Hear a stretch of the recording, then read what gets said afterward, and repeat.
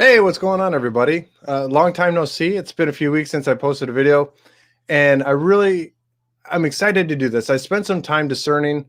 That's what I'm all about. I love talking about discernment, how to find God's will for your life. I spent a lot of time trying to figure that out for myself, and right now is the perfect time. And so we're going to be talking today about the Year of Ignatius. So 500 years ago, a cannonball changed the world. Now, the story that I'm talking about is this guy, St. Ignatius of Loyola, lived in Spain 500 years ago, and he was injured in battle, and a cannonball literally shattered one leg, damaged the other one, and it forced him to make a big change in his life. He was someone that really wanted to become a knight and do all these great things, but that really drastically changed what his options were going to be going forward. And so in his time of convalescence and recovering from these battle wounds, his life changed, and he had a major conversion of heart. And we're celebrating this 500-year anniversary of this happening, and I'm hoping that that's going to be the same thing for you right now. Whatever pain you're feeling, whether it's physical or emotional or mental, I want this year, the Year of Ignatius, the Ignatian year, whatever you want to call it, to be the year that your life drastically changes. And the announcement I'm going to make in a few minutes, I'm hoping is going to help you with that. It's going to help you find God's will for your life, and I'm going to show you exactly how to do that. So for those that don't know, I'm Chad Torgerson with Directional Faith. And the model that I'm coming up with is, because discerning is not something you do, discerning is something you become. And that's exactly what we're going to talk about today. We're going to talk about how discernment is such an important part of your life. You know, a few weeks ago, I started a little Bible study, and I was trying to do it here online. And I thought that's what everybody wanted. And I was trying to, I guess, appease the crowd. But there's a million Bible studies out there, and that's not what really I was called to do. I don't feel like God put it on my heart to just do another Bible study. There's 1,000 out there. Meanwhile, I've got this passion for finding God's will for my life and teaching others how to do it too. I'm a spiritual director part-time, and I spend my time working with people one-on-one and teaching them how to find God's will for their lives. And I love doing these videos, teaching the same idea. So to spend all my time teaching people just random Bible verses didn't really fit in with what God's plan for my life was. And so I went back to discernment myself. And this is what I came up with. I came up with this idea that I wanted to really focus this channel and what I'm teaching you on exactly that. And we're going to talk specifically what that's going to look like coming up. And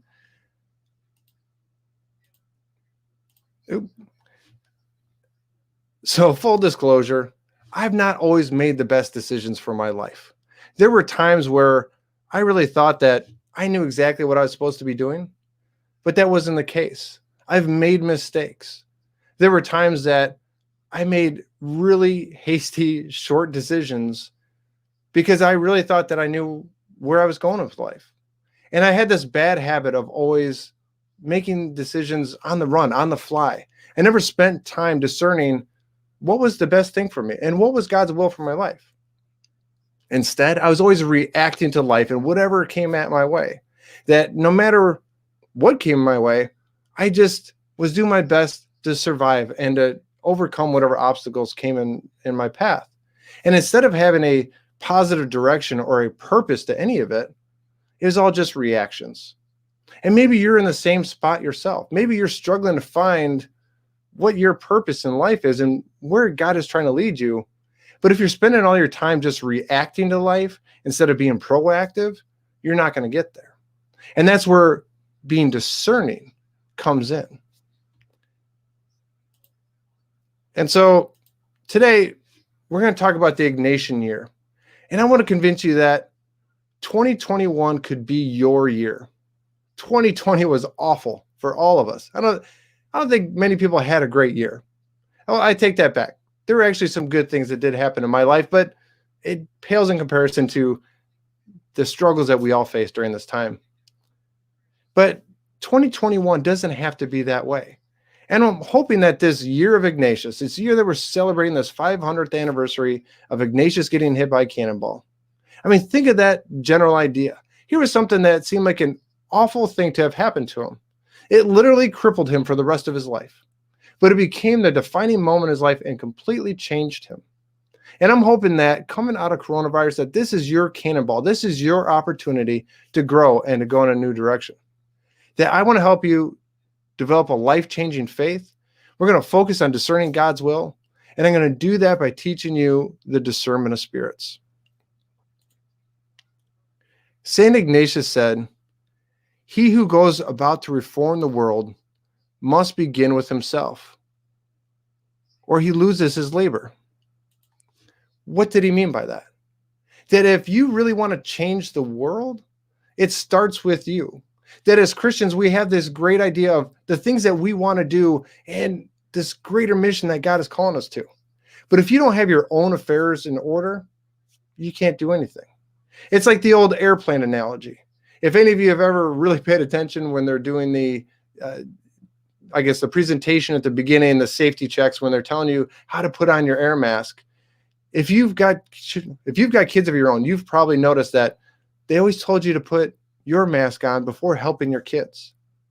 And the reason for that, even though it goes against our normal inclination to take care of our kids before ourselves, is that if you pass out and if you can't help your kids, you're no good to them. So you're better off putting your mask on first and then being able to help them. And it's the same thing, that if you don't have your own spiritual life in order, if you don't really know what God's will for your life is, how are you going to be able to help anybody else? And are you going to be able to do it effectively?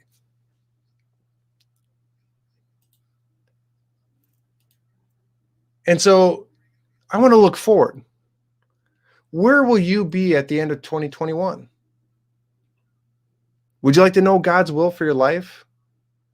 Do you want a closer relationship to Jesus? Are you fulfilling God's purpose for your life? Imagine yourself in the future.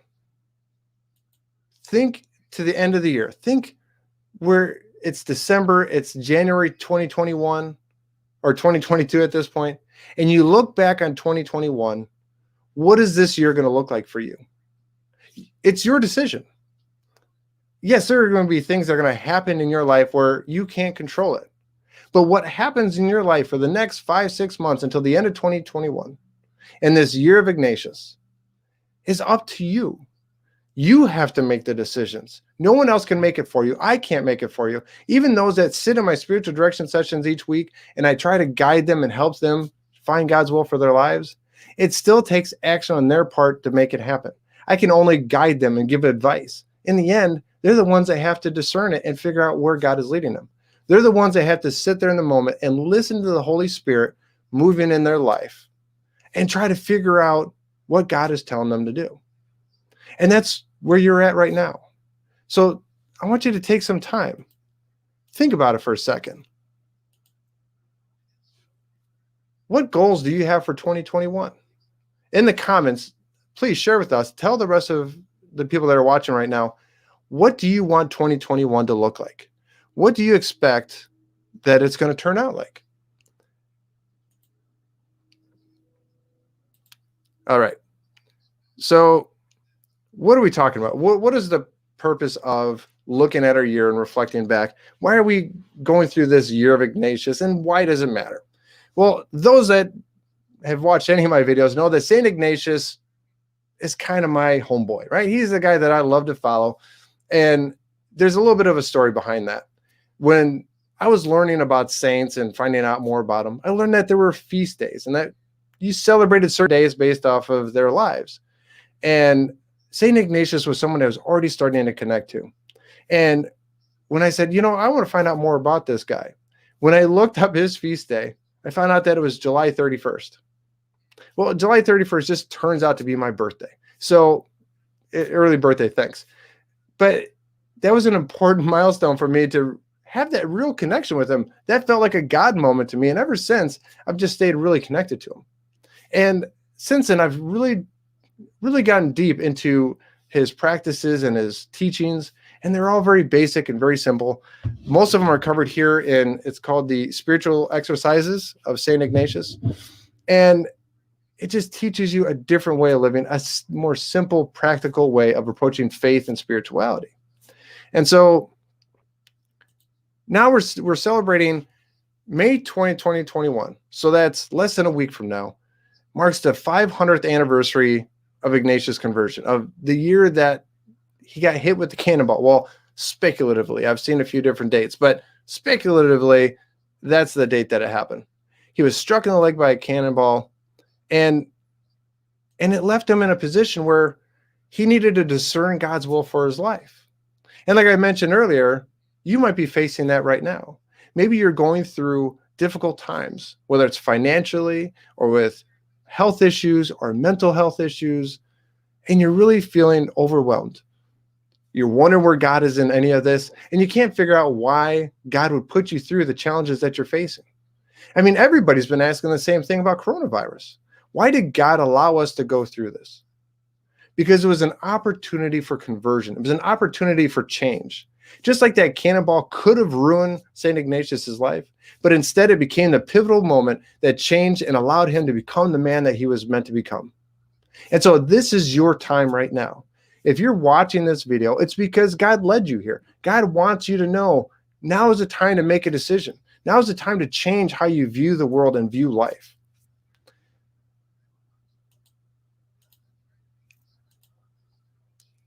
So how do we develop life-changing faith? Well, you change how you approach your life. And I like to talk about discerning is not a verb, it's an adjective. I gave you that phrase a little bit earlier saying, because discerning is not something you do, discerning is something you become. And what do I mean by that? When I said that discerning is not a verb, I mean, of course it is. But discerning seems like it's just a single action, or maybe an action you're doing because you have a specific moment in life or a specific decision that you're trying to figure out. And so you'll spend time discerning it. And what Ignatius teaches is that discernment isn't just a one-time decision that you're making, or even a bunch of smaller decisions. Discerning becomes a way of life. And so it becomes not just a verb, but it becomes an adjective. It describes who you are. When you look back at the end of 2021, if there's one thing that I could hope that you'll be able to say about yourself, is that you are a more discerning Christian, that you've spent more time learning to discern God's will, and not just for those big moments, not just trying to figure out your career or who to date or where to go to school, but actually spending time becoming a discerning person in your daily life. And that's what the spiritual exercises teaches, and that's what the Discernment of Spirits is all about. And we're going to get deep into that here in a second. So I will teach you, I promise.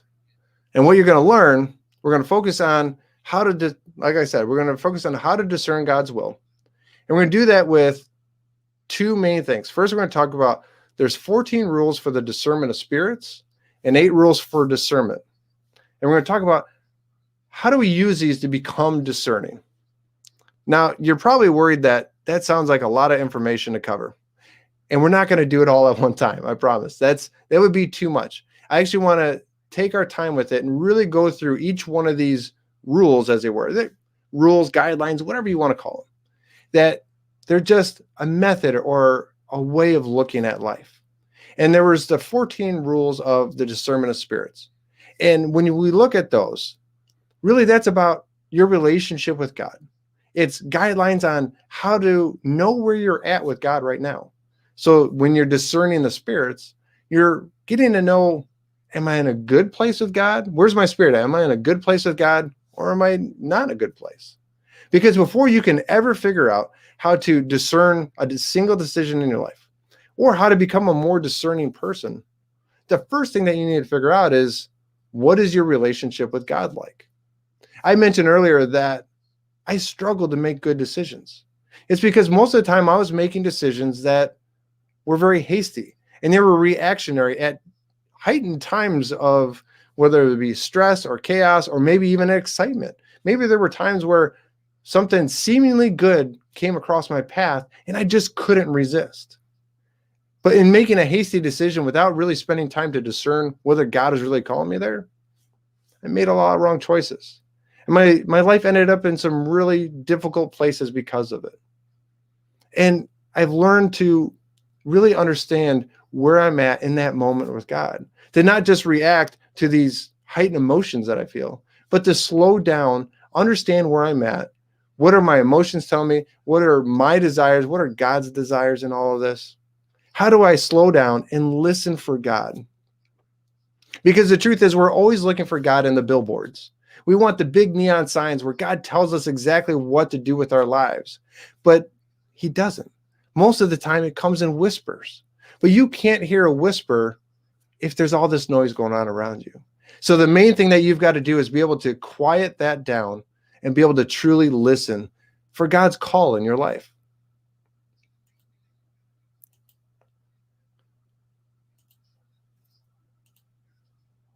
So I got a question.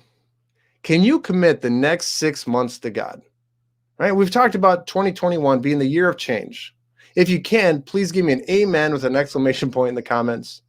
And if you're not already subscribed, I'd recommend that too, because I think that, in order for us to go through this process together, you're going to need to see each one of these videos.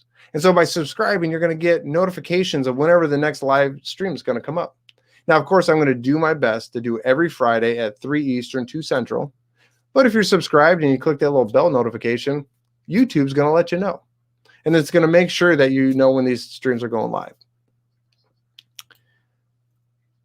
So if you can commit that next 6 months to me, we are going to start a 6-month e-learning course right here on YouTube. There's no homework involved. There's nothing else involved. I'm going to start a 6-month program called Learn to Discern.